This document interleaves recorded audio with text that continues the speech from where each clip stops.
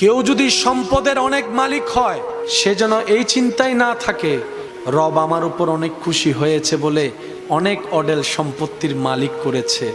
কারো সম্পত্তি না থাকলে সে যেন এই চিন্তায় না থাকে আমার রব বুঝি আমার উপর নারাজ, তাই একবেলার খাবার আনতে আরেক বেলার খাবার ফুরিয়ে যাচ্ছে।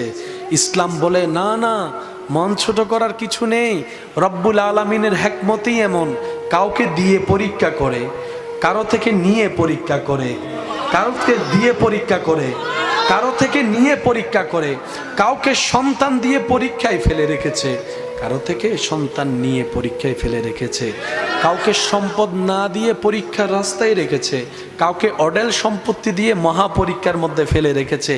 সবাই আমরা আপন আপন জায়গায়, সবাই পরীক্ষার্থী, সবাই পরীক্ষার মধ্যেই আছি, সবাই প্রতি সেকেন্ডে পরীক্ষা দিচ্ছি। মাদ্রাসা স্কুলের পরীক্ষা